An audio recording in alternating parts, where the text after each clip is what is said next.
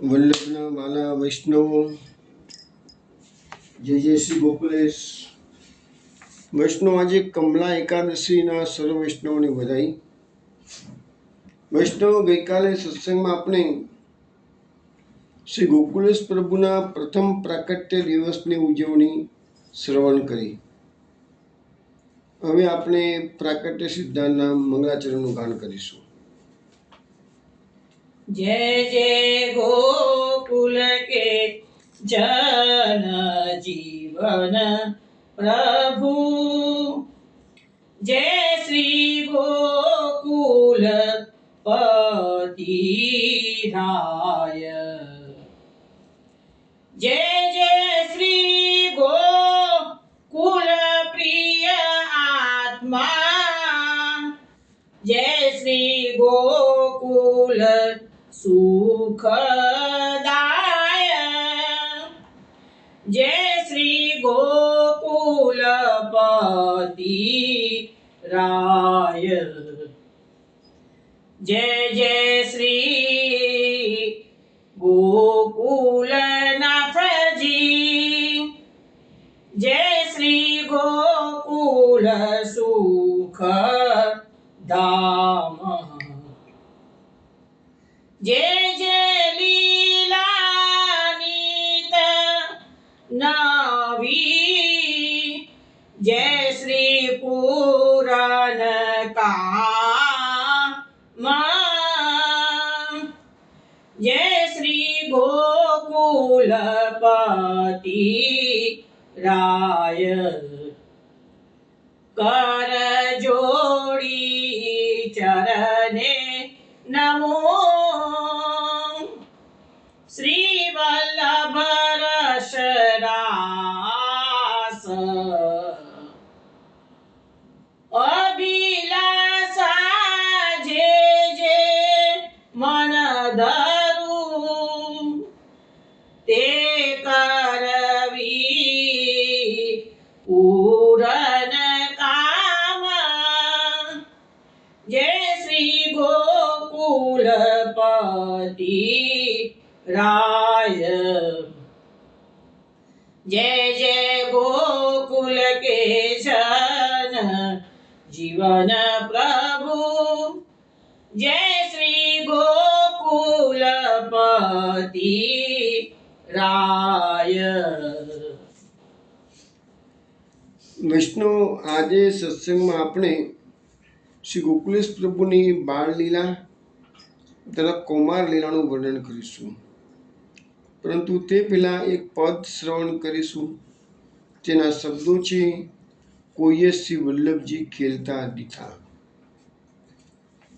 કોઈએ શ્રી વલ્લભજી ખેલતા દીઠા રે, જઈ ફૂલની વાડીમાં બેઠા રે, કોઈએ શ્રી વલ્લભજી ખેલતા દીઠા રે, જઈ ફૂલની વાડીમાં બેઠા રે, મોગરડો તે મરડીને લીધો રે, ચાપલીઓ તે ચૂંટીને લીધો રે, એમના ગજવામાં ગાલો ને સૂત્ર રે, એ છે શ્રી ગુસાઈજીના પુત્ર રે, કોઈએ શ્રી વલ્લભજી ખેલતા દીઠા રે, જઈ ફૂલની વાડીમાં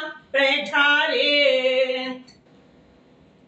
મોસંબી તો મૂલવીને લીધી રે, નારંગી તેની રખીને લીધી રે, એમના ગજવામાં ગાલો ને હીરા રે, એ તો શોભાબેનજીના વીરા રે, કોઈએ શ્રી વલ્લભજી ખેલતા દીઠા રે, જઈ ફૂલની વાડીમાં બેઠા રે.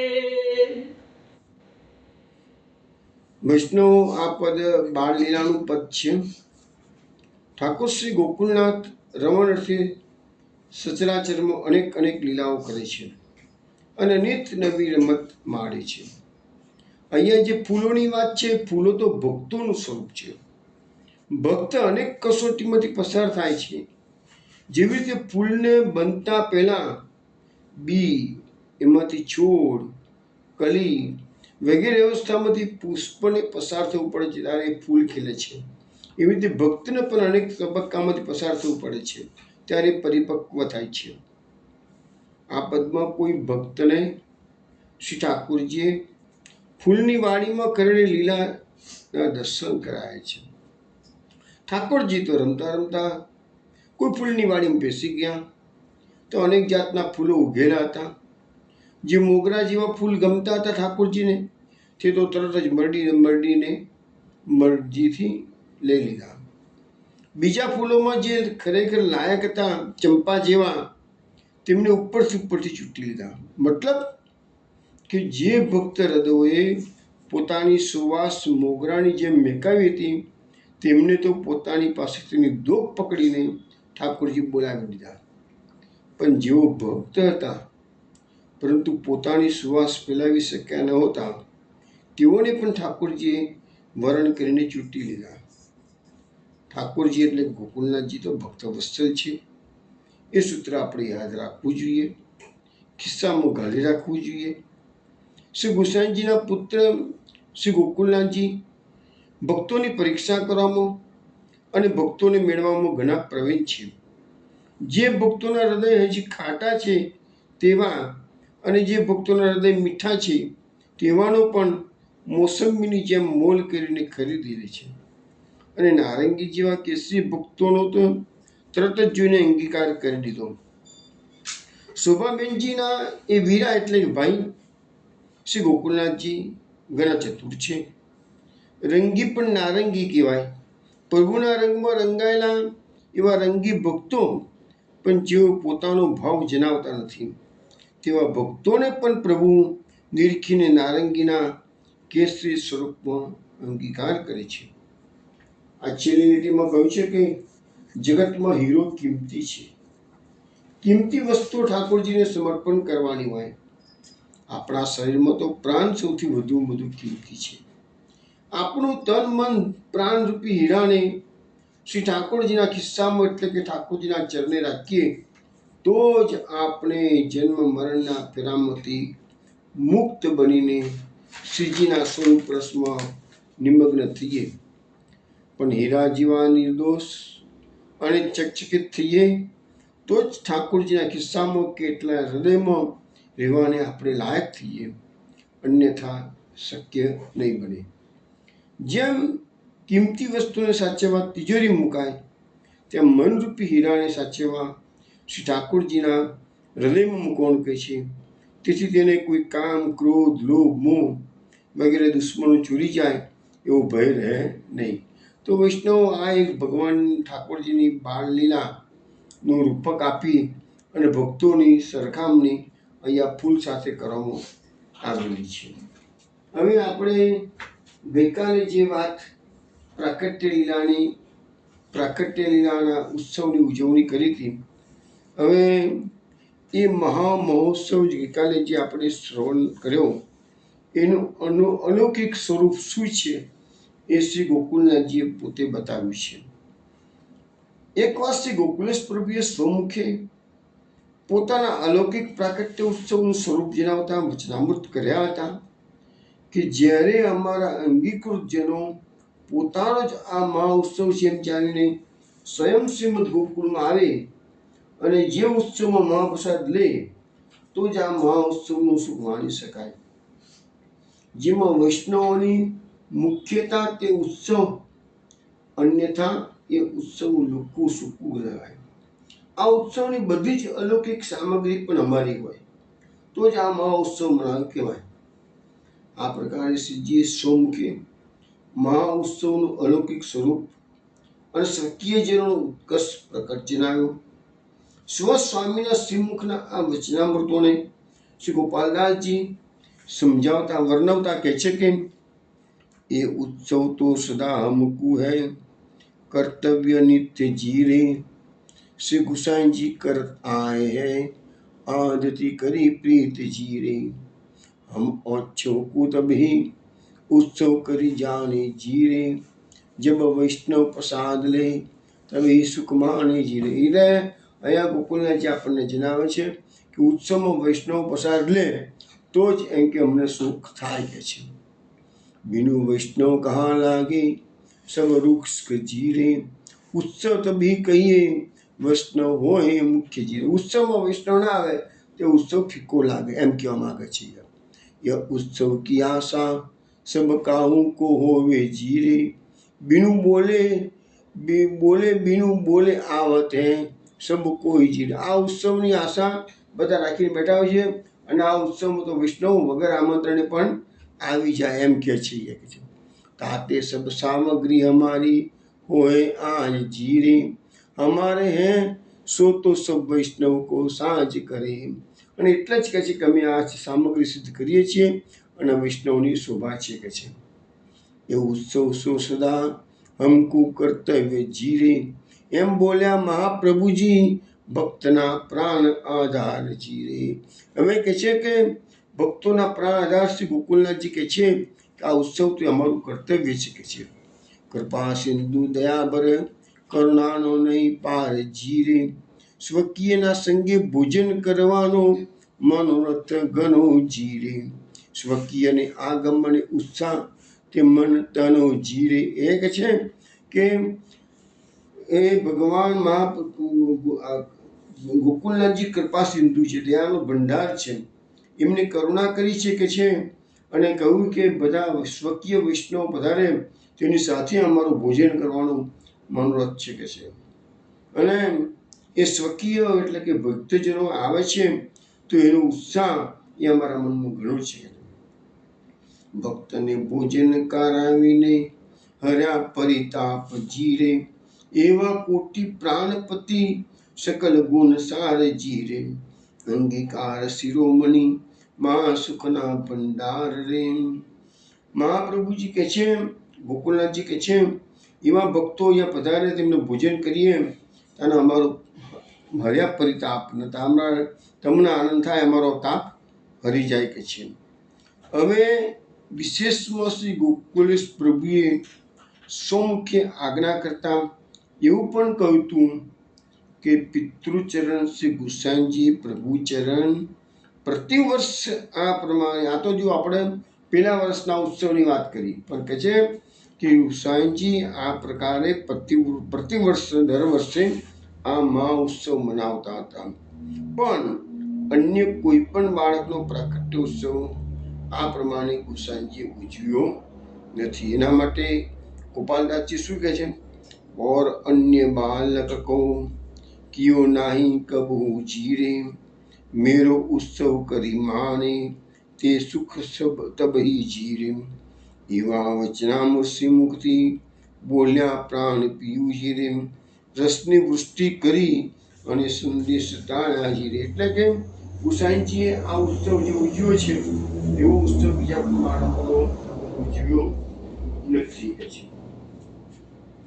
હવે આપણે ઠાકોરજીની એટલે ગોકુલનાથજીની બાળલીલા વિશે થોડુંક વર્ણન કરીશું કે છે। ગઈકાલે આપણે જોયું કે શ્રી ગોકુલનાથજીના પ્રાકટ્ય પછી જાત કર્મ, નામકરણ સંસ્કાર વગેરે સંસ્કાર થયા। પછી શ્રી ગુસાઈજી શ્રી રૂક્ષ્મણીજી પોતાના બાળકને અનેક પ્રકારના લાડ લડાવવા लाग्या। नित्य प्रातः काले श्री रुक्ष्मणीजी उठी पोताना बालकने सुगंधीवाळा तेल फूलेलथी उघटना करी उष्णोदक जलथी स्नान करावे। त्यार पछी अंग वस्त्र करी शृंगार आदि करे। प्रातःकालथी प्रभुना उठता पेला अनेक भक्तजनो द्वारे आवी दर्शन माटे राह जोता। प्रभुना जाग्या पछी કેટલાક દર્શન કરી ગ્રહ કાર્યાર્થે પાછા જતા। આજે શાશ્વત કલ્પમાં શ્રી કૃષ્ણ દર્શન કરવા માટે ગોપીઓ આવતી અને પછી પોતાના ઘર કાર્યમાં જતી। એ જ વસ્તુ અહીંયા બતાવવામાં આવી છે। કેટલાક ભાવિક અને અનુભવી ભક્તજન તું પોતાનું ભાગ્ય માની તે પ્રભુને રમાડવામાં અને ઝીલાવવામાં બધો ભાગ લેતા, એટલે પોતાનો મોટા ભાગનો સમય ઠાકોરજીની સામે કાઢતા કહે. તેથી પ્રાતઃકાલથી શ્રી ગુસાઈજીના આંગણામાં ભક્તજનોની ભારે ભીડ રહેતી હતી. જ્યારે શ્રી રૂક્ષ્મણીજી પોતાના બાળકને નવરાવવું, વસ્ત્રાભૂષણ પહેરાવવા, સ્તનપાન કરાવવું વગેરે કાર્યમાં રોકાતા, ત્યારે આસપાસના ભક્તજનમાંથી કોઈ ગાતા, કોઈ દર્શન કરતા, કોઈ શ્રીઅંગનો સ્પર્શ કરતા, તથા જ્યારે શ્રી રૂક્ષ્મણીજી ગ્રહ કાર્યમાં અથવા ભગવત સેવામાં રોકાતા, ત્યારે તે ભક્તો શ્રીજીને ઉત્સંગમાં લઈ પ્રેમપૂર્વક રમાડતા અથવા પારણામાં પોઢાડી ઝુલાવતા. આ પ્રમાણે રસિક ભક્તજનો પોતાનો ઘણો ખરો સમય પોતાના પ્રભુની પાસે જ કાઢતા અને તે દ્વારા પોતાના અનેક પ્રકારના સેવાના મનોરથો સિદ્ધ કરી જેનો હેતુ સફળ કરતા. આ પ્રમાણે પ્રાતઃકાલથી રાત્રે શ્રીજી પોઢી જાય ત્યાં સુધી શ્રીજીની સેવામાં થોડા ઘણા ભક્તજન નિરંતર હતા. આ ભક્તજનો હંમેશા આવતી વખતે પોતાના ઘેરથી પ્રભુને ખાવા માટે, ખેલવા માટે અનેક પ્રકારની સુંદર વસ્તુઓ લાવતા અને તે સ્વપ્રભુની આગળ મૂકી શ્રીજીને પ્રસન્ન કરતા. દર મહિનાની 7મે જન્મોત્સવ ઉજવવામાં આવતો હતો. આ પ્રકાર વર્ષગાંઠ સુધી ચાલ્યો. તે પછી ઉત્સવ દર વર્ષે જન્મતિથિએ થતો હતો. આ ઉત્સવ વખતે પ્રભુને કેશરસ્નાન, આરતી વગેરે કરવામાં આવતા. દરેક વખતે જ્ઞાતિ વર્ગ ભક્તજનોને પ્રસાદ લેવડાવવામાં આવતો. જ્ઞાતમાં અમુક વસ્તુની લેણી કરવામાં આવતી. ઠાકોરજીના પ્રથમ માસે જન્મોત્સવ ઉજવ્યો ત્યારે માલપુઆ અને ગોળ જ્ઞાતિમાં વેચવામાં આવ્યા. બીજે માસે જન્મોત્સવ વખતે અડદના ચીલાની સામગ્રી. ત્રીજે માસે સેતમના દિવસે સેવ અને બેસનના લાડુ. ચોથે માસે માઠ. પાંચમે માસે ગુંજા. છઠ્ઠે માસે દહીવડા. સાતમે માસે ફેણી. આઠમે માસે બાબર. નવમે માસે ઈદસી. 10મે માસે માણા. 11મે માસે ખાજા તથા 12મે માસે ગણોડા લાડુ આખી જ્ઞાતિમાં વેચવામાં આવ્યા. પછી 5 વર્ષ સુધી જન્મતિથિએ આ ઉત્સવ થતો, ત્યારે દર વખતે જ્ઞાતિમાં ગનોડા લાડુ વેચાતા અને 5 વર્ષ પછી આ ઉત્સવે માર્કંડે પૂજા તથા બ્રહ્મભોજન થતું. હવે શ્રીજી બેસતા શીખ્યા. પછી સંવત 1609ના જેઠ સુદ નોમના રોજ અન્નપ્રાશનનો એટલે પ્રથમ અનાજ ખવડાવવાનો ઉત્સવ આવ્યો. તે દિવસે ઉત્સવને લાયક મંડપ તૈયાર કર્યો, તોરણથી શણગાર્યો. આંગણામાં સાથિયા, ચોક પૂર્યા. કુટુંબીજનો, જ્ઞાતિવર્ગ, ભક્તજનો બધા એકઠા થયા. સુંદર માંગલિક ગીતો ગાવા લાગ્યા. પછી મંડપમાં વિધિ પ્રમાણે વિધિ રચી શ્રી ગુસાઈજી તથા શ્રી રૂક્ષ્મણીજી છેડા ગાંઠી વિધિ આગળ આનંદથી પધાર્યા. શ્રીજી શ્રી માતૃચરણની ગોદમાં બિરાજ્યા. આંગણામાં અનેક પ્રકારની સામગ્રી ધરી. પછી શ્રીજીને અન્નપ્રાશન કરાયું. ભોજન કર્યા પછી શ્રીમુખમાં બીડું ખાણીને ધર્યું. પછી આરતી કરી. ત્યાર પછી બાળકનું તાત્પર્ય જાણવા કેટલીક વસ્તુઓ ગોકુળનાથજી બાલ ગોપાલની વચમાં મૂક્યું. તેમને પધરાવી. તે કઈ વસ્તુ પેલી પકડશે તે જાણવાની બધાને આતુરતા રહી. શ્રી ગુસાઈજી, શ્રી રૂક્ષ્મણીજી, કેટલાક ભક્તજનો બધા આસપાસ ઊભા હતા. બધી વસ્તુઓ ગોઠવવામાં આવી છે. પ્રભુએ પ્રથમ સામું જોઈ સૌના બધાના મન હરણ કર્યા. ત્યાર પછી એક સ્ત્રીજનનો અંચલ પકડ્યો. પછી શ્રી ભાગવતજીની પોથી લીધી. પછીથી તુલસીની માળા લીધી અને મંદિર તરફ પધાર્યા. રમકડા અને બીજી વસ્તુને અડક્યા નહીં અને ભાગવતની પોથી અને તુલસીની માળા લઈને મંદિર તરફ પધારવા મળ્યું. આ પ્રમાણે શ્રીમદ ભાગવતની પોથી તથા માળા વગેરે ગ્રહણ કરીને શ્રીજીએ સૂચવ્યું કે જે માર્ગ સ્વેચ્છાથી પ્રકટ કરાવ્યો છે તેના પોષણ અને રક્ષણ માટે પોતાનું પ્રાકટ્ય છે જ. આ જોઈ આસપાસ ઉભા રહેલા ભક્તજનો શ્રી ગુસાઈજી, શ્રી રૂક્ષ્મણીજી વગેરે સર્વ આનંદ પામ્યા. તો એકઠા થયેલા સર્વ મનુષ્યો તથા જ્ઞાતિજનોને ભોજન કરાવી બીડા આપ્યા, પછી દાન દક્ષિણા આપી રામણી આપી સર્વને યોગ્ય સત્કાર સાથે વિદાય કર્યા. જતી વખતે તે સઘળાઓ વૈષ્ણવો શ્રી ગુસાઈજીના હાથમાં મંત્રાક્ષત એટલે મંત્રેલા અક્ષત મૂકવામાં આવ્યા. શ્રી ગુસાઈજીએ તે અક્ષતને પોતાના ઉપરણામાં લઈ અને શ્રીજીને માથે મૂકવા. અન્નપ્રાશન પછી કેટલાક દિવસે કર્ણવેદનનું મુહૂર્ત આવ્યું. કુલની રીત પ્રમાણે પકવાન તથા બીજો જોઈતો સાજ તૈયાર કર્યો. પછી શ્રીજીને પધરાવી શૃંગાર કરી કુટુંબ તથા જ્ઞાતિના માણસો અને ભક્તજનોના સમૂહ સાથે કર્ણવિધનના સ્થાનમાં પધરાવ્યા. આસપાસ વાજિંત્ર વાગવા લાગ્યા. શ્રી રૂક્ષ્મણીજી શ્રીજીને ગોદમાં લઈને બેઠા છે. ત્યાં શ્રીજીની આગળ 5 શેર ચોખા અને 5 શેર ગોળની ભેળીની સામગ્રી લાવી ધરી છે. આ વખતે આસપાસ ઉભા રહેલા ભક્તજનો કર્ણવેદનથી સ્વપ્રભુના સિંહમાં પીડા થશે તેના ભયથી કાપવા લાગ્યા, દુઃખ અનુભવવા લાગ્યા. અને તેવામાં તો પેલો નાઈ હજામ આવ્યો. તેને બંને કર્ણે કારણે નિશાની કરી. પછી ભયપૂર્વક સાવધાન થતી બંને કારણે વિધ્યા છે. શ્રી ગુસાઈજીએ તેને ગોળ ચોખા દ્રવ્ય આપી વિદાય કર્યો. અને પછી ઘેર આવી શ્રી રૂક્ષ્મણીજીએ પુત્રને રાયલું ઉતારી આરતી કરી છે. સમય જતાં ધીમે ધીમે શ્રીજીને ચાલતા શીખવા માટે તેમને મણિમય તિબારીમાં બેસાડી કાચમાં પોતાનું પ્રતિબિંબ દેખાડવામાં આવતું. અને બાળકની સ્વાભાવિક કુતૂહલતાને લઈ તે પ્રતિબિંબ પકડવા જતા અને તેમ કરવામાં ભીતની મદદથી શ્રીજી ચાલતા શીખતા. આ ઉપરાંત કેટલાક ભક્તજનોના હાથમાં કંઈક ખાવાની રમવાની વસ્તુ લઈ શ્રીજીની આગળ ધરી તેમને લલચાવતા અને મા મહેનતે તે લેવા આવે એટલે સેજ ખસી જાય અને તેથી તે થોડુંક આગળ વધે. આ પ્રમાણે અનેક પ્રયાસોથી શ્રીજી ચાલતા શીખ્યા. એટલે ભક્તજનો કઈ લાલચ આપી શ્રીજીને નચાવી ઉદાવી ખેલાવી પોતાના અનેક પ્રકારના મનોરથો પૂર્ણ કરતા. એમ કરતા કેટલાક સમયે શ્રી રૂક્ષ્મણીજીને ગર્ભ રહ્યો. તેથી શ્રીજી માટે ધાવ બોલાવવાનો વિચાર કર્યો. પ્રથમ તો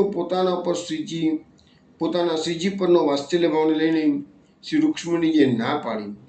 પરંતુ ગર્ભાવસ્થામાં સ્તનપાન કરાવવાથી શ્રીજીનું આરોગ્ય બગડે એવા ભયથી બોરી નામની ધાવને બોલાવી અને તેને શ્રીજીને સ્તનપાન કરાવવાનું કામ સોંપ્યું. તે વખતે રૂક્ષ્મણીજીએ પોતાના સ્નેહાધિક્યને લઈને ધાવને પોતાની પાસે રહેવાનું કહ્યું. જો તે શ્રીજીની કાળજીપૂર્વક સંભાળ રાખે તો તેને ઠરાવેલા પગાર ઉપરાંત પોતાની પાસેથી કંઈક બક્ષિસ પણ વધારાનું આપવાનું સૂચ્યું.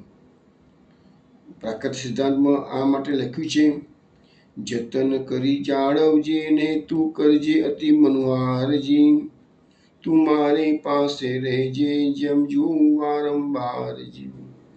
સર્વ થકી કાંઈ એક હું અલગું આપીશ છાનું માનુજી, પણ તે કરજે જે મેં સુખ પામે હું એ ભલેરું માનું છું. આ પ્રમાણે સૂચના કરી શ્રીજીની ધાવને સોંપવામાં આવે છે. પણ તે તેના જાતિ સ્વભાવ પ્રમાણે ધાવે કપટ કર્યું. હંમેશા તે પોતાના બાળકને પ્રથમ સ્તનપાન કરાવે અને પછી બાકી રહેલું દૂધ શ્રીજીને સ્તનપાન કરાવે. આ બધું શ્રીજી સમજતા હતા, છતાં સૌનું સુખ જાણી કંઈ બોલતા નહીં. પરિણામે દિવસે શ્રીજીનું શ્રીઅંગ દુર્બળ થવા લાગ્યું. તેથી શ્રી રૂક્ષ્મણીજી ચિંતાતુર રહેતા, મનની પીડા કોઈને કહેતા નહીં. જ્યારે રૂક્ષ્મણીજીને બહુ દુઃખ થતું ત્યારે બોલી ઉઠતા કે ગર્ભનો છુટકારો થતાં જ હું શ્રીજીને મારી પાસે સ્તનપાન માટે લઈ જઈશ. ત્યારે કોઈએ પ્રશ્ન કર્યો કે જો તમને પુત્ર થશે તો શું, તેનું શું કરશો? તેના ઉત્તરમાં શ્રી રૂક્ષ્મણી જણાવ્યું કે મને પુત્ર થશે કે પુત્રી જે થશે તે એને ધાવને સોંપી દઈશ. અને આ ઉપરથી ખ્યાલ આવે છે કે રૂક્ષ્મણીજી પોતાના સર્વ બાળકો કરતાં શ્રીજી પર અધિક સ્નેહ રાખતા હતા. પછી પુત્રીનો જન્મ થયો, દાવને સોંપવામાં આવી અને રૂક્ષ્મણીએ શ્રીજીને પોતે સ્તનપાન કરાવવા લાગ્યા.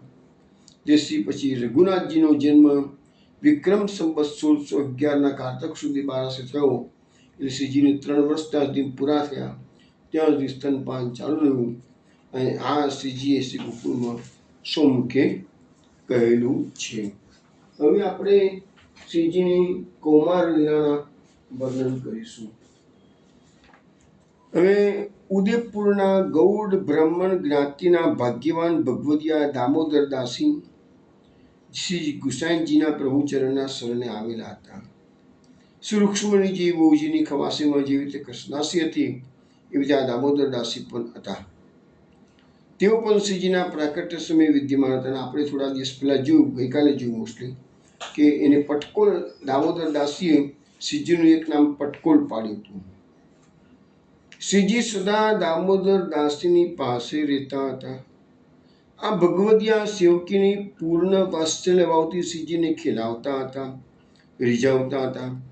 આપશ્રીની કોમળ અંગુલીઓ ગ્રહીને સ્નેહથી ચાલવાનું શીખવતા હતા.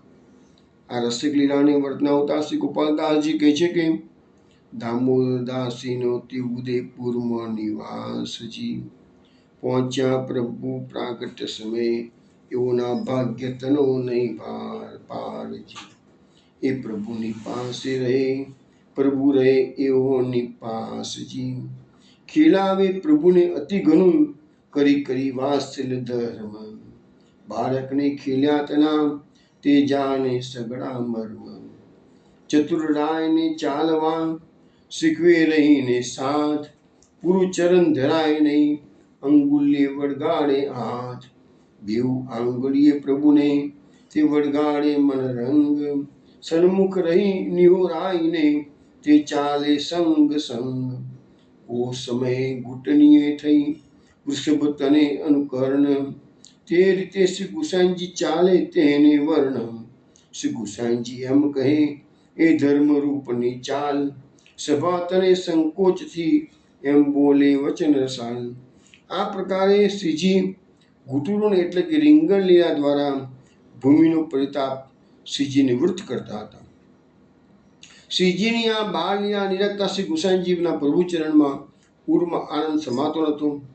અને જ્યારે શ્રીજી ઠુમક ઠુમક ચાલતા, ત્યારે શ્રીઅંગ પરના આભૂષણો, કિંકની, નુપુર, ઘોંઘરી વગેરેનો શબ્દધ્વનિ શ્રવણ કરતા જ શ્રીજી વિવિધ પ્રકારના નૃત્ય કરી સૌ ભક્તજનોનું મન મોહી લેતા હતા. હવે દામોદર દાસીએ અલબલ કલબલ એવા મધુર વચનોથી શ્રીજીને વાણી ઉચ્ચારણનો પ્રારંભ કરાવ્યો. જ્યારે આપશ્રીને દામોદર દાસીના નામનો ઉચ્ચાર આવડતો નહીં, ત્યારે આપશ્રી કાલી કાલી ભાષામાં બોદર દાસી કહીને બોલાવ્યું. દામોદર દાસી જોડે શ્રીજી ઉછીને મોટા થતા હતા, પણ દામોદર દાસી બોલતા ના આવડે, બોદર દાસી એમ કહેતા હતા. આ માધુર્ય લીલાનો આસ્વાદ કરતા શ્રી ગોપાલદાસજી કહે છે કે અલબલ કલ બોલની બોલે મધુરા બોલ, સુની સુખ સાગર ઉલટે, નહીં કોઈ રસને સમતોલ. દામોદર દાસી જેમ બોલે તેની રીતે સાથ, અલબલ કલ માધુરી તેમ બોલે છે નાથ. દામોદર દાસીનું એવું નામ નહીં કહેવાય, બોદર દાસી કહી અને તે બોલાવે સુખદાય. ખંડિત વચન મધુરડા, તે પૂર્ણ સુખ દેદાન. બોલે વાદસ ભર્યા, કાઈએ રસનું નહીં માન. તો આવી રીતે રૂક્ષ્મણીજી પણ શ્રી ગોકુલનાથજીને ચલાવતા શીખવી રહ્યા છે. તો એનું વંદરાવન દાસે એક સુંદર પદ ગાયું છે, એનું આપણે શ્રવણ કરીએ. ચલન શિખાવત પાયન, રૂકમિની ચલન શિખાવત પાયન. ચલન શિખાવત પાયન, રૂકમિની ચલન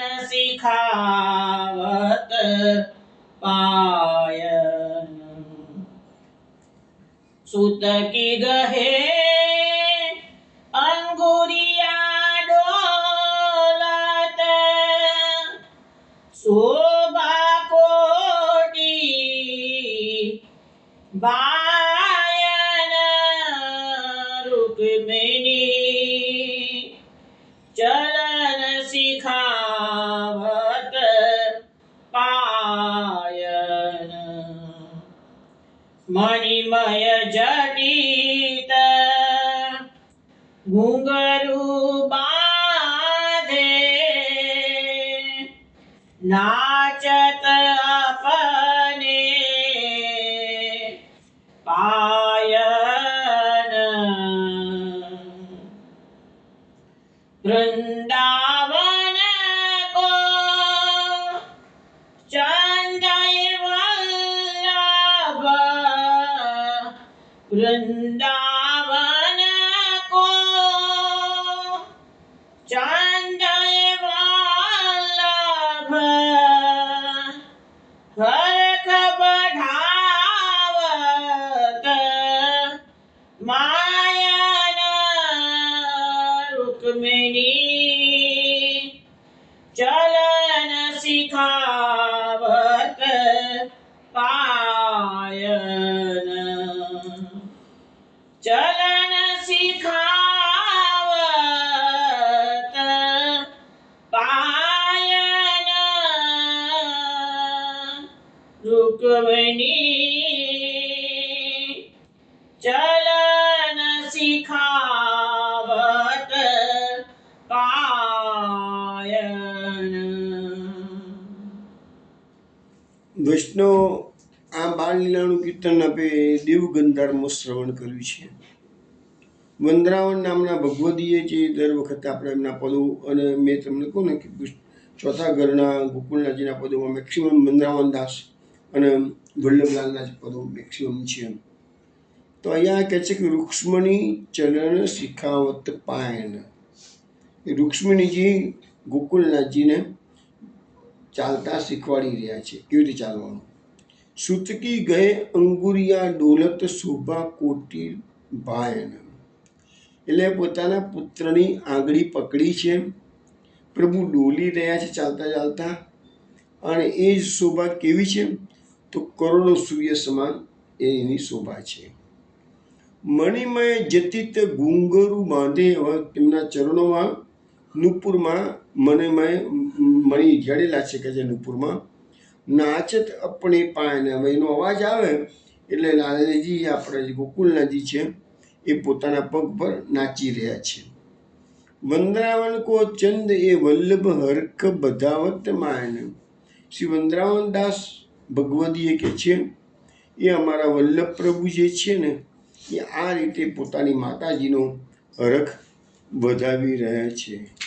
તો આવી રીતે અત્યારે આપણે બાળલીલાની કૌમાર લીલાની વાતો કરીએ છીએ. એમાં એક પ્રસંગ એવો બન્યો કે એક વાર શ્રી ગુસાઈજી પ્રભુચરણ શ્રીજીને સ્વગોદમાં લઈને બિરાજ્યા હતા. તે સમયે કનક કટોરીમાં ઉત્તમ દૂધ ભરીને આપ શ્રીજીને ચુચકારી લઈને પ્રેમથી સ્વસ્તે પાન કરાવી રહ્યા હતા. શ્રીજી ચપલ નહીં નહોતી, 14 દિવસ નિરખતા પ્રસન્ન વદને પાન કરી રહ્યા હતા. અને તે વેળા શ્રીજીના મુખારવિંદમાંથી દૂધની એક છીટ અંતરસાવી ગઈ હશે, એટલે દૂધની છીટ ઉડી તો શ્રી ગુસાઈજી પ્રભુચરણના અંતરી અંગ પર પડી. આ જતાં ખવાસ તત્કાલ દોડીને ખાસા જડલી આવ્યો. ત્યાં શ્રી ગુસાઈજી પ્રભુચરણે શ્રીજીના અલૌકિક પ્રાકટ્યનો પરિચય આપતા આજ્ઞા કરી, અનુગ્રહ વિના આ છીટ દુર્લભ છે, જેનો અન્ય કોઈને અધિકાર નથી. એટલે આવી રીતે એમને છીટ આવી તો પેલા સાપર ના પાડી કે આ તો કહે છે શ્રીજીનો મારા પરનો અનુગ્રહ છે.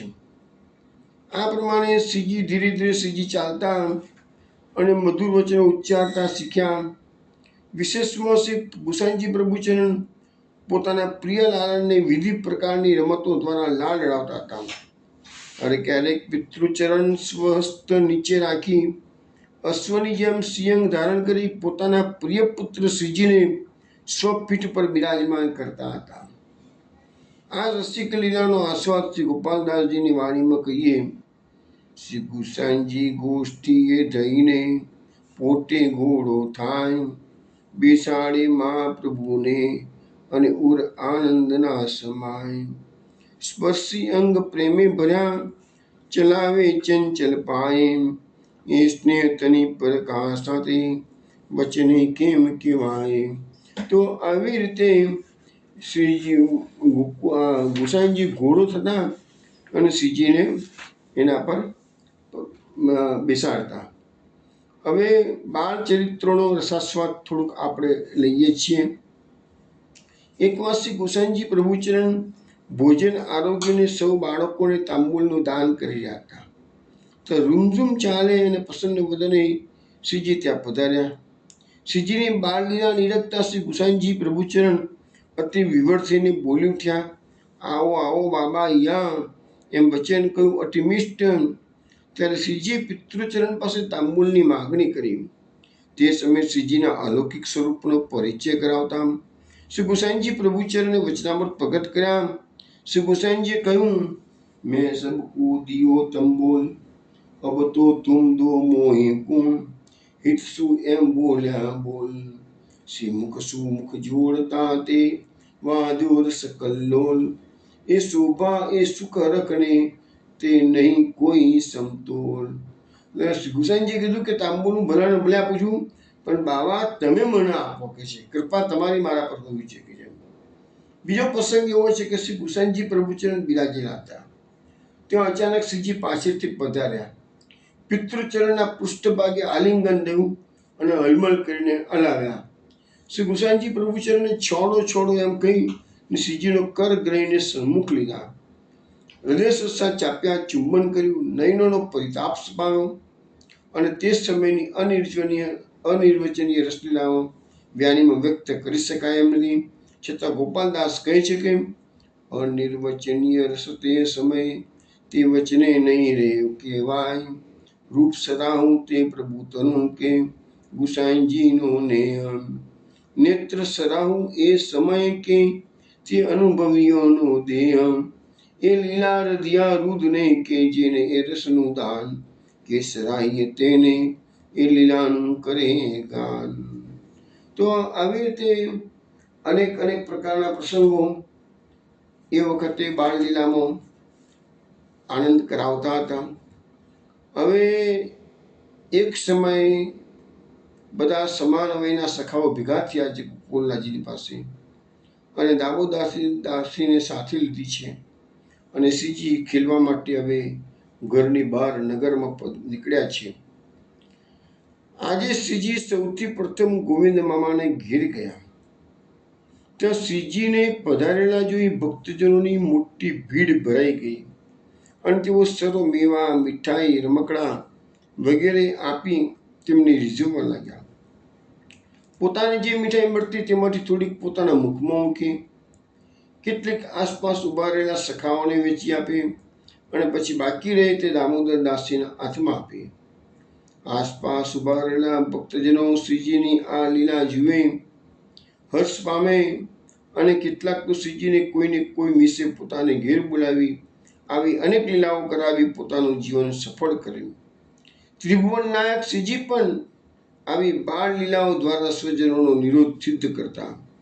વળી કેટલાક ભક્તજનો તો શ્રીજીનું સ્વરૂપ નિરખી એવા તો મોહ પામતા કે તે જ વખતે શ્રીજી જ્યાં ઊભા હોય ત્યાંથી પકડી પોતાની ગોદમાં લઈ નાચવા અને કૂદવા મંડી જતા. આ પ્રમાણે અનેક બાળ ચરિત્રો કરતા કરતા શ્રીજી માર્ગમાં ચાલતા જતા હતા. તેવામાં જો તેમની દૃષ્ટિએ ગાય પડે તો તેમને ઘણો જ હર્ષ થતો અને તેને પકડવા તેની પાછળ દોડતા. સાથેના મિત્રમાંથી જ્યારે કેટલાક શ્રીજીને રીઝવવા વાછરડા વગેરે પકડી લાવતા ત્યારે તેઓ તેમના વાછરડાના પૂંછડા પકડી કૂદવા મંડી જતા અને તે દ્વારા ગાય તરફની પોતાની અત્યંત પ્રીતિનું સૂચન કરતા. વળી રમત માટે સાથીઓમાંથી કોઈ એકને ઘોડો બનાવી તે ઉપર બેસતા અને તેના ગળાની સાંકળ શિરસ્તમાં લગામ તરીકે પકડી ચરણની ઈશારતે ચલાવતા, ચાબુકની જગ્યાએ હાથમાં છડી ફેરવતા. આવી રીતે અનેક ક્રીડાઓ ચેષ્ટાઓ દ્વારા સ્વજનોના મનનું આકર્ષણ કરતા એમ કરતા શ્રીજી 3 વર્ષના થયા. એટલે શુભ મુહૂર્ત જોઈ ચૂડા કર્મનો આરંભ થયો. જ્ઞાતિજન તથા સર્વ ભક્તજનોને બોલાવી સર્વમાંગલિક સાજ તૈયાર કર્યો. આગનામાં વેદી રચી તેના પર પાટ બિછાવી પછી શ્રીજીને ગોદમાં લઈ શ્રી રૂક્ષ્મણીજી બેઠા. ફોઈ નહીં હોવાથી તેને બદલે શોભાજી બેઠા છે. પછી પોતાના કુળના રિવાજ મુજબ હાથમાં પૂરી ધરી શ્રી શોભાજી ઊભા રહ્યા છે અને હજામે મુંડન કર્યું. શ્રીજીના કેસ તે પૂરી પર ઝીલી લીધા. મુંડન થઈ રહ્યા પછી હજામને કેસથી 4 ગણા મોતી, 8 સોનાની અને 4 રૂપાની ગાયો આપી વિદાય કર્યો. તે વખતે શોભાજીને પણ રિવાજ મુજબ જે માગ્યું તે આપ્યું. કુટુંબમાં સર્વને પૂરી તથા પકવાન વેચ્યા. આ ચૂડાકરણ યાની મુંડનની ક્રિયાનું કારણ બાળકમાં કોઈ પણ જાતનો દોષ દાખલ થતો અટકાવી તેનું રક્ષણ કરવાનું વાત્સલ્ય ભાવથી સિદ્ધિ અર્થે જ હતું. છેવટે શ્રીજીએ કેશ સ્નાન વગેરે કરાવી શૃંગાર ધરી શ્રી શોભાજીએ આરતી કરી આશીષ દીધી. 1 માસ પછી ચોટી રાખી અને તે વખતે પરણેલા પુરુષોને માલપુઆ વેચ્યા. આવી રીતે કુટુંબ તથા જ્ઞાતિના રિવાજ પ્રમાણે લૌકિક વૈદિક સર્વ સંસ્કારો કરતા અને તે દ્વારા હૃદયમાં રહેલા વાત્સલ્ય ભાવના મનોરથો પૂર્ણ કરતા શ્રી ગુસાઈજી તથા શ્રી રૂક્ષ્મણીજી ભક્તજનોના સમૂહ સાથે અનેક પ્રકારનું સુખ વિલસવા લાગ્યા. એમ કરતા કરતા શ્રીજી 4 વર્ષના થયા. હવે એક સમયે શ્રી ગુસાઈજી શ્રીજીને લઈને ભોજન કરવા માટે બિરાજ્યા હતા. શ્રીજી ભોજનથી પરવારી આચમની કરી જ્યાં શ્રી ગુસાઈજીની સજ્જા બિછાવી હતી ત્યાં દોડી ગયા અને તેની ઉપર ખેલવા લાગ્યા. તે વખતે ખમાસ ત્યાં ઊભો હતો. તેને ઠપકો આપ્યો કે સજ્જા શ્રી ગુસાઈજીની ખુદીથી બિગડે તે. એટલે પેલા ખમાસે શ્રીજીને અટકાવ્યા. શ્રી ગુસાઈજીની સજ્જા છે, તું ખેલીશ તો બગડી જશે કે છે. હવે આસુરા વેશથી શ્રીજીનું સજ્જા પર જવાનું કારણ સમજ્યા વિના ખવાસી ઠપકો તો આપ્યો. તેથી શ્રીજી પણ સાધારણ બાળકની માફક રિસાઈને એક બાજુ ઊભા રહ્યા. પછી શ્રી ગુસાઈજી ભોજનથી પરવારી ત્યાં આવ્યા ત્યારે રમેશની માફક શ્રીજીએ તેમને કંઠે બાજવું, આનંદથી હસતા હસતા ખોળામાં બેસવું વગેરે કોઈ પણ ચેષ્ટાઓ દ્વારા આનંદ આપ્યો નહીં. એટલું જ નહીં પણ ચૂપકીથી ઉદાસ ચહેરે જ્યાં હતા ત્યાં જ ઊભા રહ્યા. આ જોઈ શ્રી ગુસાઈજી ખેદ પામ્યા અને તેથી પોતાના પુત્ર રત્નની પાસે જઈ તેમને હિતથી હૃદય સાથે ચોપી ખોળામાં બેસાડી રિસાવાનું કારણ ધીમેથી પૂછવા લાગ્યા. પણ શ્રીજીએ ઉત્તર આપ્યો નહીં. શ્રી ગુસાઈજી વધારે અકળાયા. જેમ જેમ શ્રી ગુસાઈજી કલાવીને પૂછવા લાગ્યા તેમ તેમ શ્રીજી વધારે ને વધારે ડુસકા ખાવા લાગ્યા. છેવટે ખીજાઈને ત્યાં બેઠેલા એક વૈષ્ણવને પૂછ્યું, ક્યો રે કોઈ જાણત નહીં એ મોપે સહી ન જાત. કેમ કોઈ જાણતું નથી? આવું શું બન્યું છે કે છે? ત્યારે તે વૈષ્ણવે શ્રી ગુસાઈજીને આવતા પહેલા જે બનેલો બનાવ હતો સર્વવૃત્તાંત કહી સંભળાવ્યું અને ખવાસનું વચન સાંભળ્યું. ત્યારે શ્રીજી ખવાસ પર અપ્રસન્ન થયા.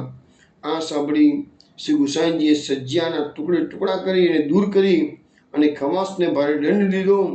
તે વખતે શ્રી ગુસાઈજીએ કહ્યું કે શ્રી વલ્લભને વલ્લભ નહીં, જે એહોને ન આવે ભોણ, તે મારે સા કાજ નહીં, જે એહોને નહીં ઉપયોગ. એ વખતે એ પથારીનો ત્યાગ કરાવ્યો, નવી પથારી નવી સજ્જા લાવ્યા છે અને કહું કે શ્રી વલ્લભને જે વસ્તુ પ્રિય નથી એ મારા માટે પણ કામની નથી.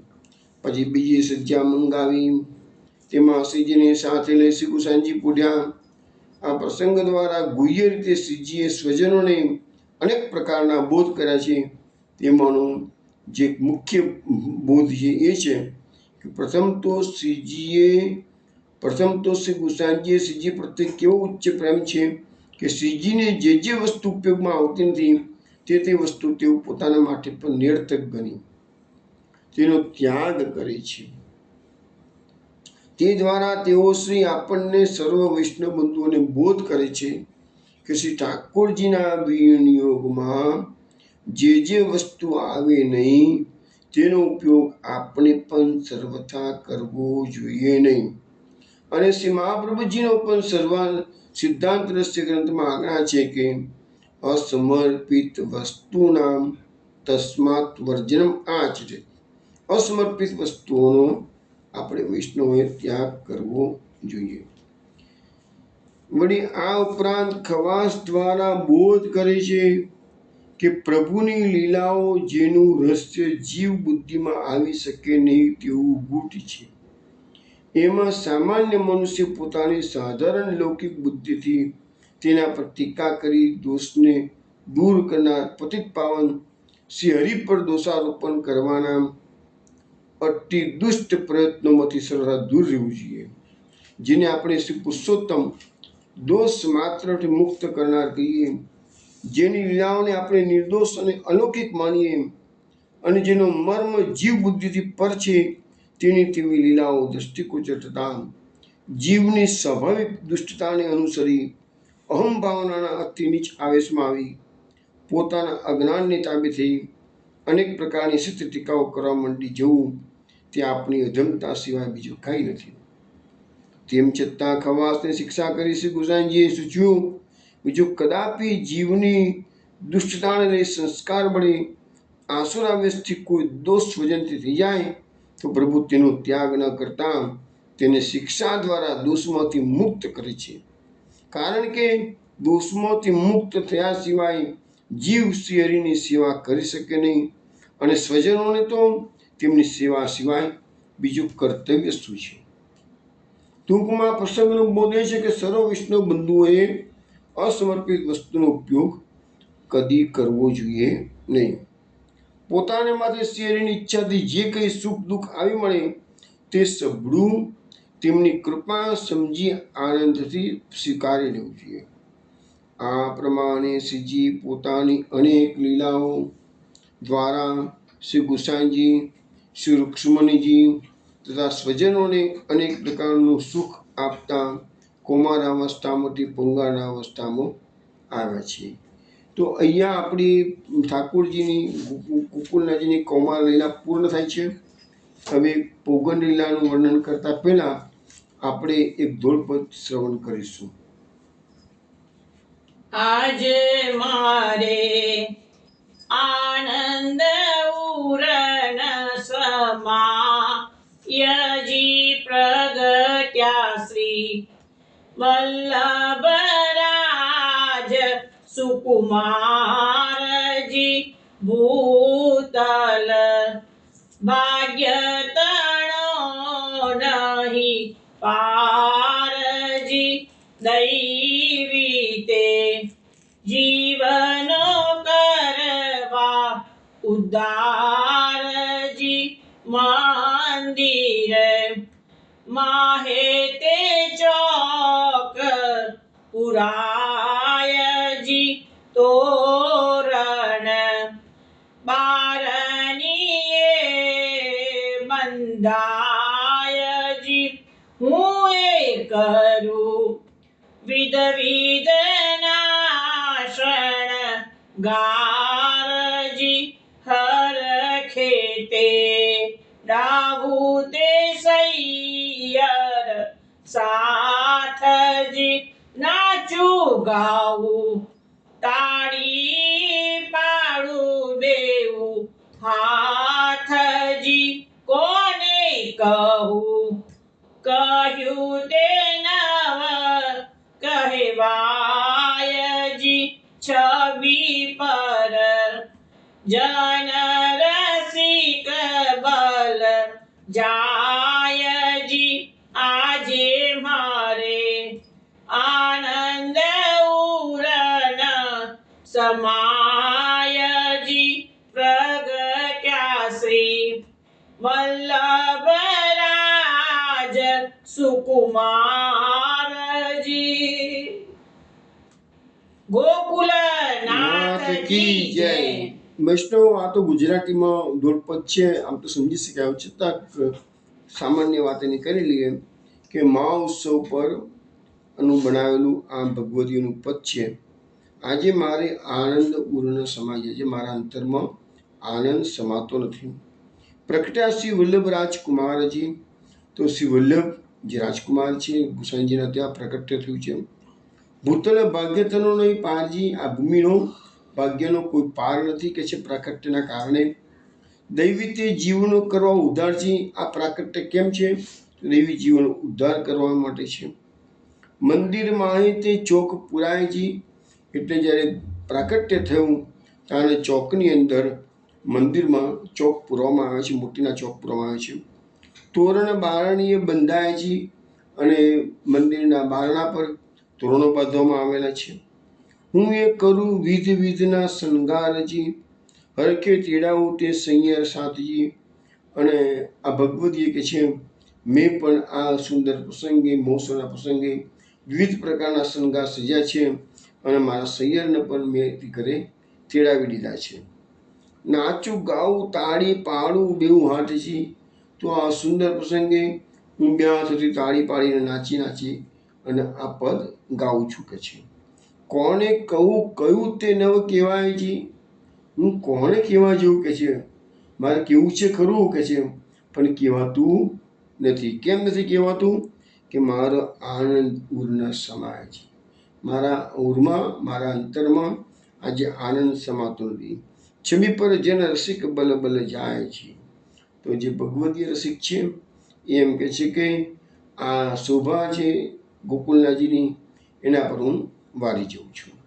તો આ ધૂળપદ વિષ્ણુ આપણે શ્રવણ કર્યું છે. હવે આપણે ગોકુલનાથજીના વચનામૃત ગઈકાલે થોડાક શ્રવણ કરેલા, આજે આપણે ફરીથી બીજા આગળ શ્રવણ કરીએ. હવે શ્રી ગોકુલનાથજી કલ્યાણ ભક્ત પ્રતિ આજ્ઞા કરે છે કે વૈષ્ણવે એક માત્ર આશ્રય શ્રી ઠાકોરજીનો જ હિત કરી જાણવો, ભગવત સેવામાં એક ચિત્ત રાખવું અને સેવાને પરમ ફળરૂપ જાણવી. લૌકિક અને વૈદિકમાં મનની ચંચળતા રાખવી નહીં. શ્રીજીનું સ્વરૂપ શ્રીમદ ભાગવત અને પુષ્ટિ માર્ગીય ગ્રંથોમાંથી જાણી હૃદયમાં પધરાવવું અને એ શ્રીજીના ભગવાનના હૃદય સ્વરૂપને હૃદયમાં ધ્યાનમાં રાખવાનું. આપણે ભાગવતનો અભ્યાસ આપણો સત્સંગ ચાલતો જ છે અને મેં અનેક વખત કહ્યું છે કે ભગવાનના સ્વરૂપનું વર્ણન અલગ અલગ પ્રકારે શ્રીમદ ભાગવતમાં કરવામાં આવેલું છે. કેમ? તો જે સ્વરૂપ તમને ગમતું હોય એ તમે નિત્ય એના હૃદયમાં પધરાવી દો, ધ્યાન કરો. જે રીતે ભગવદ નામનું સ્મરણ છે તે જ પ્રકારે પોતાના ગુરુના નામનું પણ હૃદયમાં સ્મરણ કરવું. યા ગુરુદેવનો મહિમા પણ સામે બતાવવામાં આવેલું છે. ભગવદ લીલા અનેક પ્રકારની છે તેનું ચિંતન કરવું. શ્રીમદ ભાગવતનો અષ્ટકાની વાણીનો આપણે ખૂબ જ અભ્યાસ કરી રહ્યા છીએ આપણા સત્સંગ દરમિયાન, અને એ બધાનો ફાયદો એક જ છે કે જે લીલાઓ તમને ગમતી હોય, જે સ્વરૂપ તમને ગમતું હોય એનું સતત હૃદયમાં ચિંતન કરવું. ભગવદ નામ વિના એક ક્ષણ પણ જો જાય તો હૃદયમાં તાપ કરવું. એ આપણે ગુસાઈજી મહાપ્રભુજીના ચરિત્રમાં પણ જોયું કે ભગવાન નામના સ્મરણ સિવાયની એક ક્ષણ જાય તો આસુરાવેશ આવી જાય. તો અહીંયા એના માટે લખે છે ગોકુલનાથજી કે હૃદયમાં તાપ કરવો. જ્યારે દેહમાં આસુરાવેશ થાય ત્યારે સ્નાન કરી ચરણામૃત લેવું, એટલે ભગવાનનું નામ ભૂલાય આસુરાવેશ થાય અને એવા સમયમાં સ્નાન કરવાનું કીધું છે, ચરણામૃત લેવાનું છે. બંને નેત્રોને મસ્તકે હૃદયને લગાડવાનું છે ચરણામૃત, જેથી અલૌકિક દ્રષ્ટિ થાય, ભગવત ધર્મ આવે તથા હૃદય શુદ્ધ થાય. શુદ્ધ હૃદયમાં જ પ્રભુ વધારે. એ વસ્તુ પણ મેં અનેક વાર બતાવેલી છે કે કોઈ પણ ધર્મનો પાયો છે એ અંતઃકરણની શુદ્ધિ. અંતઃકરણની શુદ્ધિ બહુ જલ્દી થતી નથી, એના માટે સમય લાગે છે. અને અંતઃકરણની શુદ્ધિ માટે મોટામાં મોટો ઉપાય આપણને જે બતાવવામાં આવ્યો છે એ ભગવદ નામ સ્મરણ. જેમ તેમ તમે ભગવાનનું નામ લેતા જશો તેમ તેમ અંદરના પાપો બળતા જશે અને એક તબક્કો એવો આવશે જ કે પાપો મોટાભાગના બળી ગયા છે. તેમ તેમ તમને એ ભગવાનના નામનો પછી આનંદ આવશે અને આનંદ આવવા મળે. એટલે મહાપ્રભુજી બધા ટેસ્ટ આપેલા છે. મેં આ ટેસ્ટ પણ સમજાવેલું છે. ભગવત ધર્મ સામર્થ્ય વિરાગો વિશેષ છે. તો જ્યારે તમને દુનિયા સંસાર ફિક્કી લાગે, સંસારની કોઈ વસ્તુ ગમે નહીં, અને ભગવાનની નામ, ભગવાનનું કામ, ભગવાનની સેવા એ જ ગમે, ત્યારે માનજો કે તમારું અંતઃકરણ શુદ્ધ થયેલું છે અને ભગવત ધર્મનું સામર્થ્ય કામ કરી જાય છે. તો ભગવત ધર્મ આવે ત્યારે હૃદય શુદ્ધ થાય અને શુદ્ધ હૃદયમાં જ પ્રભુ પધારે છે. ગ્રહ સેવામાં નાની મોટી ભગવત સેવા પોતાનું ભાગ્ય માનીને કરી. મહાપ્રભુજીએ આ કૃષ્ણ સેવાનો માર્ગ જે પ્રકટ કર્યો છે એની અંદર અનેક પ્રકારની સેવાઓ છે. કેવી છે લખ્યું છે કે બુહારી કરી પોતનું કરવું, જે મંદિર છે એને બુહારી પેલા કરી પોતનું કરવું, પાત્રાદિ માંજવા, મંગળ ભોગ કરવો, સૈયા સિંહાસન બિછાવવા, મંગળ આરતી કરવી, ઋતુ અને ઉત્સવ પ્રમાણે અભ્યંગ સ્નાન, જેવું સ્વરૂપ તે પ્રકારના શૃંગાર ધરવા. આ પ્રમાણે પોતાના મનમાં અપરાધનો ભય રાખી સેવા કરતી વખતે ડર રાખવાનો કીધું છે કે ક્યાંક મારાથી અપરાધ તો નથી થતો ને, મારાથી એવું કોઈ કાર્ય થતું નથી કે મારા પ્રભુને અશુભ થાય, તો એ ડર રાખવો. સેવા શૃંગાર સંબંધી ચિત્તમાં ઉદ્વેગ અને સંકલ્પ વિકલ્પો કરવો નહીં. શ્રી મહાપ્રભુજીની કૃપાથી પોતાનું ભાગ્ય માનીને સેવા કરવી. સેવાના અનવસરમાં ફળ, ફૂલ, માળાજી સામગ્રી વગેરેની ચોકસાઈ રાખવી. રાત્રે વૈષ્ણવના સંગમાં ભગવદ વાર્તા કીર્તન કરવા. જો કોઈ વૈષ્ણવ ન મળે તો સ્વયં માર્ગના ગ્રંથોનું અવગાહન કરવું. ભગવત સેવા અને સત્સંગમાં આળસ કરવી નહીં. બંને સાથે હોય તો જ ભક્તિ વધે છે. ભગવત સેવા અને સત્સંગ, સેવા અને સત્સંગ બે મુખ્ય છે. ભગવત સેવા ન બને તો પણ વૈષ્ણવનો સંગ તો છોડવો નહીં. વૈષ્ણવના સંગથી જ દીનતા આવે છે. અને આ પ્રકારે શ્રી ગોકુલનાથજી વચનામૃત કરે છે. હવે વચનામૃત 6, પાખંડ અને પ્રતિષ્ઠાનો ત્યાગ કરવાનું કહે છે. શ્રી ગોકુલનાથજી કલ્યાણ ભટ્ટ પ્રત્યે આજ્ઞા કરે છે કે વૈષ્ણવે ભગવત સેવા, સ્મરણ અને ભગવત ધર્મમાં પાખંડ કરવો નહીં. આજે જ્યારે તમે આવા સેવામય જીવન જીવતા હોય અને એના આધારે તમે પ્રતિષ્ઠા વધારવા માગતા હો, તો તમારે સમજી લેવાનું કે એનું ફળ તમે પ્રતિષ્ઠા મળી ગયું એટલે જે અલૌકિક ફળ છે એ પછી મળવાનું નથી. એટલે કહે છે કે વૈષ્ણવે ક્યારેય પ્રતિષ્ઠાના માટે સેવા કરવાની નહીં. કોઈને બતાવવા માટે, દેખાદેખી, પ્રતિષ્ઠા માટે, લૌકિક કામનાઓની પૂર્તિ અર્થે ભગવત ધર્મ ન કરવો. એકચ્યુઅલી તો આપણામાં એવું કહેવાય છે કે ભગવત ધર્મ તમારો છુપાવો. તમે વૈષ્ણવ મોટા છો એવું પણ બહાર જાહેર કરવું નહીં. સ્વધર્મ સહજ સ્વાભાવિક છે એમ જાણવું. જેવી રીતે બ્રાહ્મણ ગાયત્રી એકકાલ, દ્વિકાલ, ત્રિકાલ યથાલાપ સંતુષ્ટિ કરે, તેવી રીતે વૈષ્ણવે પણ ભગવત ધર્મનું આચરણ કરવું. સેવા પૂજા કર્યા વિના ખાય તો નરકમાં પડે છે. આ વસ્તુ શ્રીમદ ભગવદ્ ગીતામાં પણ બતાવેલી છે કે તમે યજ્ઞની ઉચ્ચિષ્ટ પ્રસાદી લો તો એ પુણ્યની પ્રાપ્તિ કરાવે છે, અને યજ્ઞમાં હોમ્યા વગરની અન્નપ્રસાદી તમે લેશો તો એ પાપ ખાય, એમ ભગવતમાં ગીતામાં લખ્યું છે, એ પાપ ખાઈ શકે છે. તો આપણું સેવા છે એક યજ્ઞ જ છે, એટલે ઠાકોરજીને ધર્યા વિનાનું લે એ પાપ ખાય છે એવું આપણે કહી શકાય. પાખંડીની સેવા પૂજા પ્રભુ અંગીકાર કરતા નથી. આ પ્રકારે શ્રી ગોકુલનાથજી વૈષ્ણવ પ્રતિ આજ્ઞા કરે છે. હવે આપણે વચનામૃત 7 લઈશું, દોષ દર્શનનો ત્યાગ.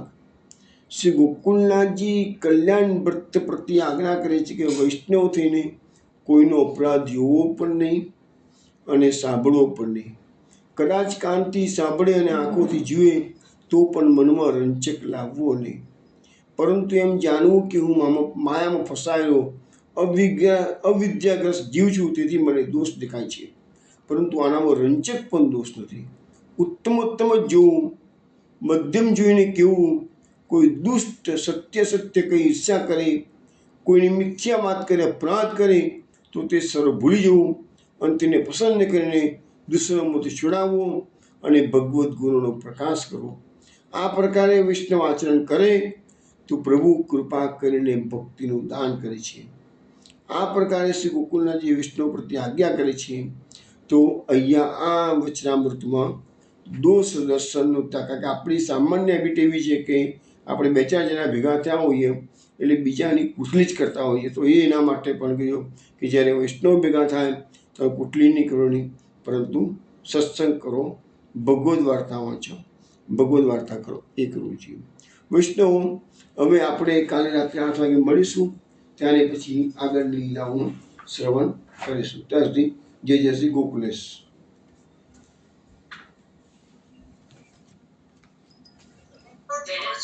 જય શ્રી ગોકુલેશ. જય શ્રી ગોકુલેશ. જય શ્રી ગોકુલેશ. જય શ્રી